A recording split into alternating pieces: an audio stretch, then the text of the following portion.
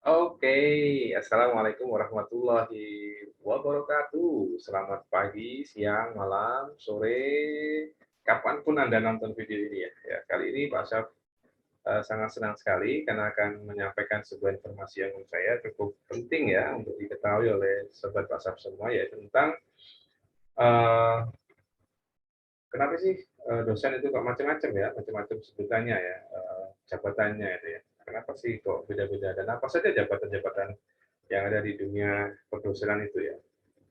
Karena ya mungkin bagi beberapa sobat yang masih mau menjadi dosen atau calon dosen pastinya harus ya paling sedikit banyak harus tahu tentang istilah-istilah di dunia perdosenan ya, bukan perdukunan tapi perdosenan ya. Oke, yang pertama ada istilahnya tenaga pengajar atau TP ya.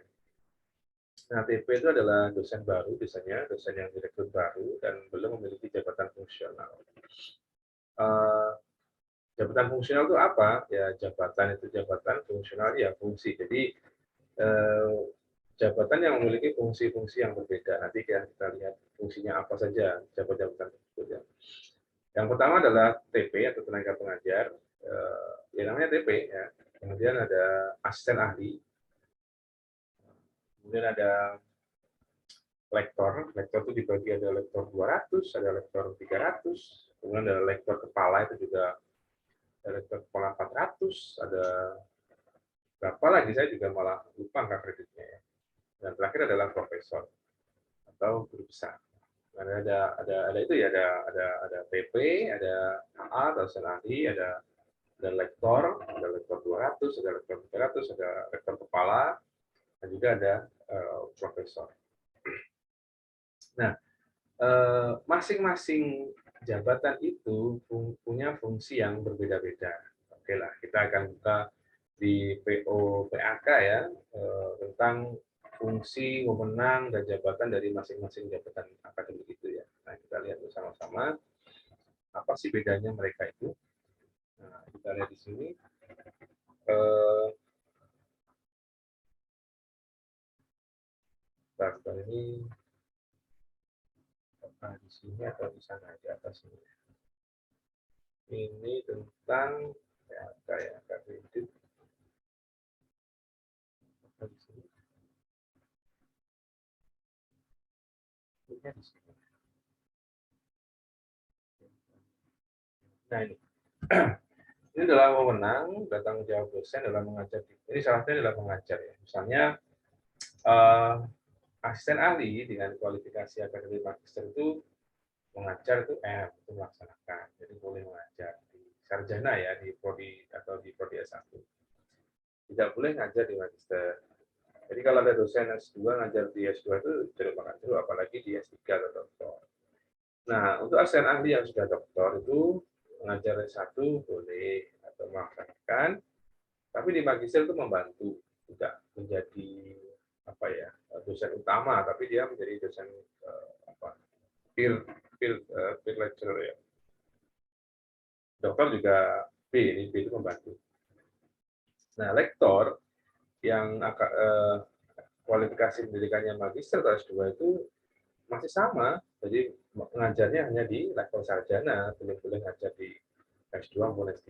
Nah, untuk yang lektor dengan kualifikasi dokter itu boleh ngajar di S1, boleh ngajar di S2, dan membantu di S3.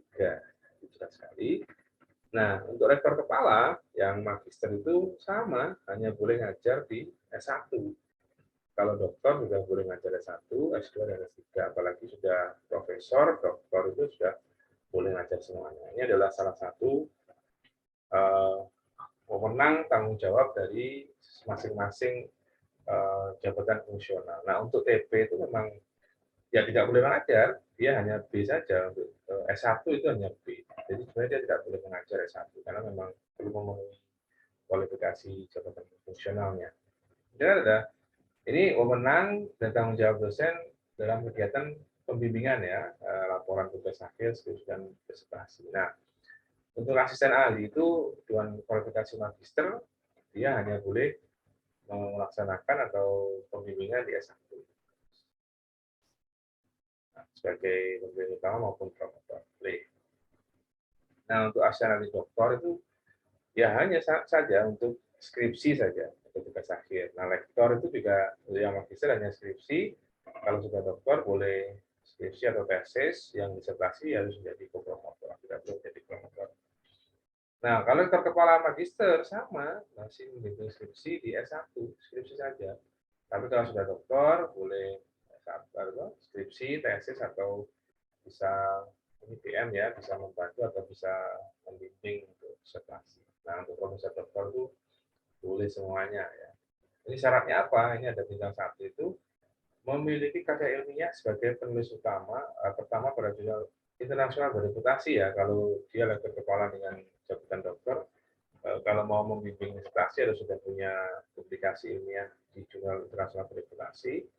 Nah, untuk profesor memiliki karya ilmiah sebagai penulis pertama atau sekurang-kurangnya penulis korespondensi pada jurnal ilmiah internasional bereputasi. Jadi sangat mudah sekali ya bagi profesor harus punya publikasi di jurnal internasional bereputasi. Itu adalah pembimbingan ya. Apakah ada yang lainnya?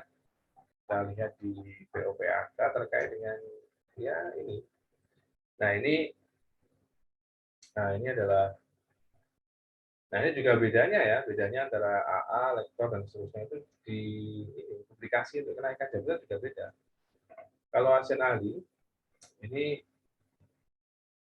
sebagai ini pertama ya, ini jurnal nasional atau peringkat 35 itu wajib. Dengan untuk 1-2 disarankan ada, dengan nasional disarankan ada, dengan sebelumnya disarankan ada. Itu untuk yang ASEAN ahli ya. Pengajuan pertama untuk ASEAN ahli itu seperti itu. Jadi yang wajib itu jurnal nasional saja atau yang sudah teregistrasi 3456. Kalau yang lainnya disarankan. Kalau lektor itu sama, yang wajib itu jurnal nasional atau SINTA 3456. Yang lainnya disarankan. Nah, untuk lektor kepala dengan atau magister itu yang nasional disarankan, yang wajib itu jurnal internasional dan juga jurnal internasional bereputasi itu untuk mengajukan lektor dengan background magister. Nah, lektor kepala dengan doktor itu yang wajib adalah jurnal nasional terakreditasi pada peringkat 1-2, yang lainnya disarankan. Nah, untuk profesor yang diwajibkan adalah jurnal internasional bereputasi, yang lainnya itu disarankan. Jadi sangat jelas sekali meskipun ada perbedaan persyaratan dari masing-masing jabatan akademik tersebut ya. Oke, ini nomor jabatan.